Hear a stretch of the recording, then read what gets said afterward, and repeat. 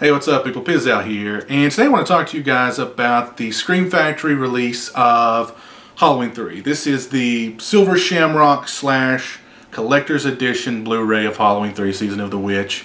And before I get into all the specifics of the Blu-ray, the picture quality, the sound quality, the special features, all that stuff, which I'm just going to tell you right now, are all excellent. Just want to talk a little bit about the movie and about my history with the movie, going from not liking the movie to, over the years, becoming more and more fond of it, to this point where, you know, I pretty much love the movie.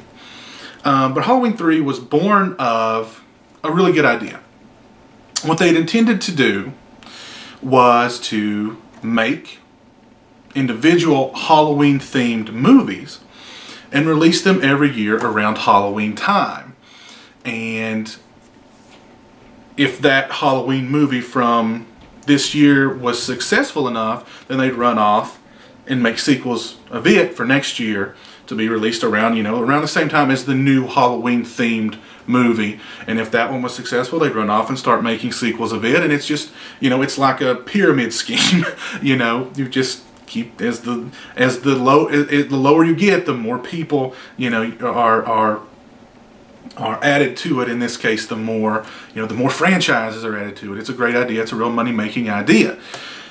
They followed that good idea with a pretty horrible idea, and that was to title their first venture into this, scheme, Halloween 3.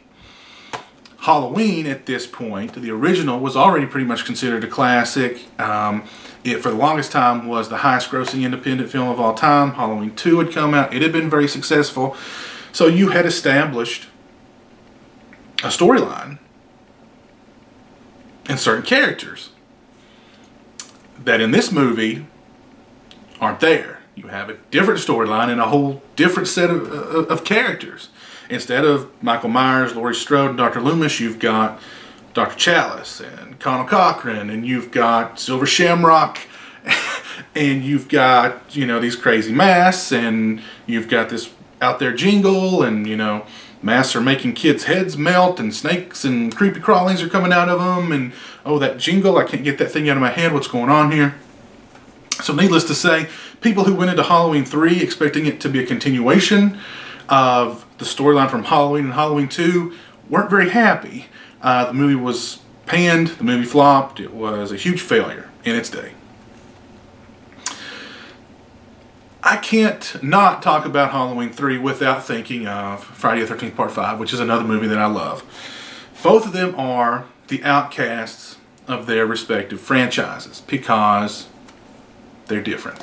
Friday the 13th Part 5, of course, because it is the fake Jason, the imposter Jason. It's not the real Jason, which is a whole other thing I could go into, but I will not. And of course, Halloween 3 because it has nothing to do with Halloween or Halloween 2. And the first time I saw Halloween 3, I didn't like it. Admittedly, I didn't like it. Like, what the hell's going on here? What does this have to do with the Halloween series? So I didn't like it. But there was something about it. I can remember sitting around with my friends and talking about it and being like, yeah, that movie sucked. But you know what?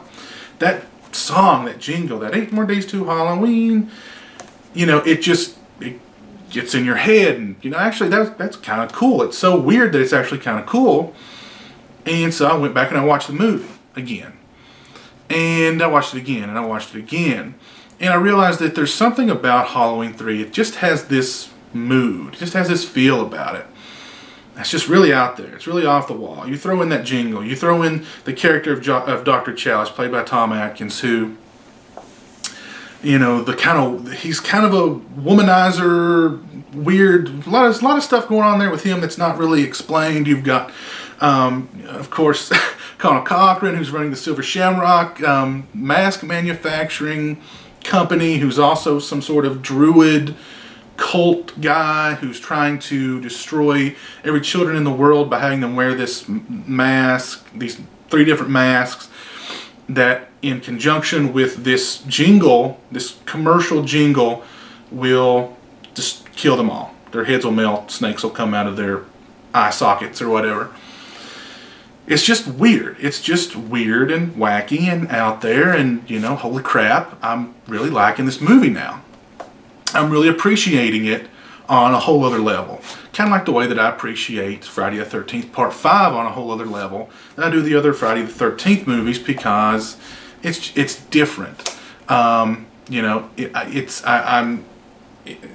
liking it because it's different.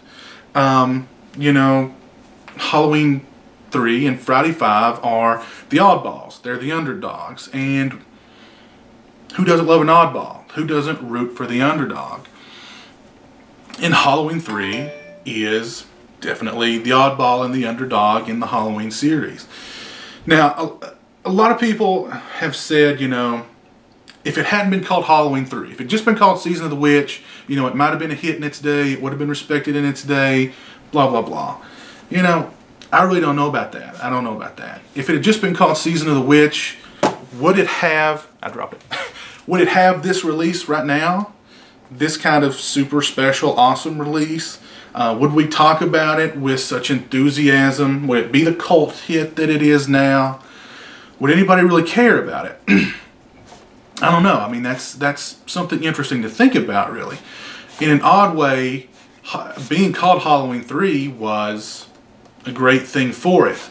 Not at the time, of course, but now, I know over the years, as it's garnered and collected, its own fan base, its own cult following. And this, for me, is the ultimate success story, Halloween 3. This release is the ultimate success story for Halloween 3.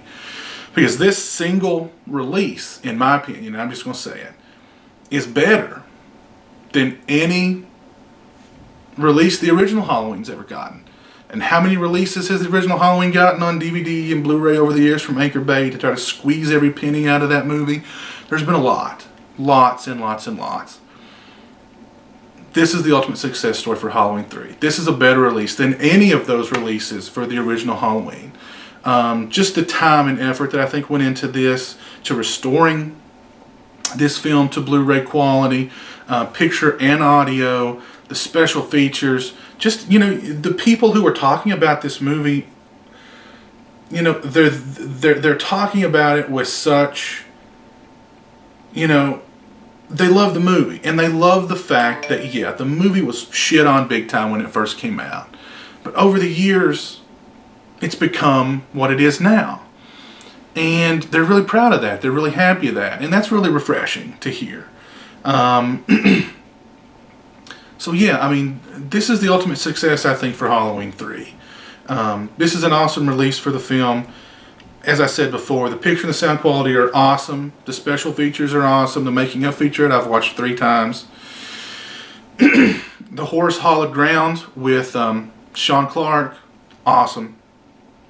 The commentary that I listened to with Tommy Lee Wallace, writer-director, of course, Sean Clark, and another guy, forget his name, from Icons of Fright, I apologize.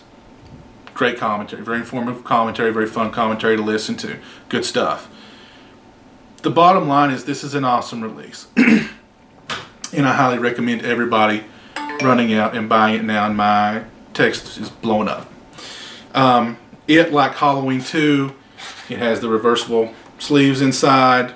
I reversed mine to the original poster art, which is very cool, so it'd be a nice little juxtaposition to this really, really cool slipcase and the cover art on the slipcase.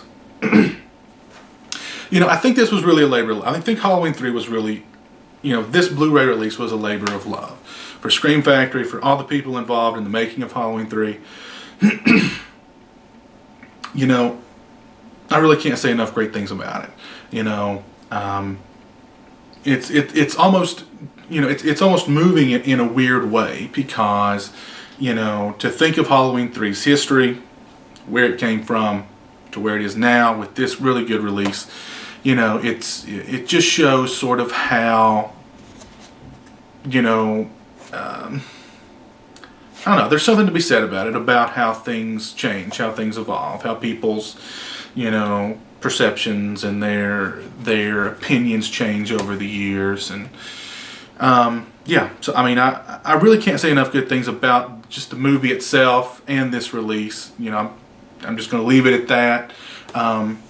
Great picture quality, great sound quality. The special features are all great. The Horus hologram feature is great. The commentary that I watched or listened to with Tommy Lee Wallace, the gentleman from Icons of Fright, and Sean Clark was really good. I can't say enough good things about it.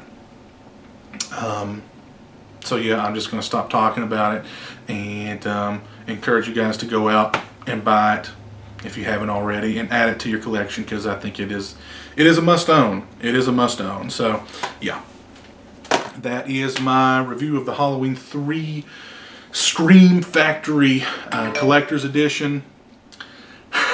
So yeah, until next time, you guys take it easy, and peace.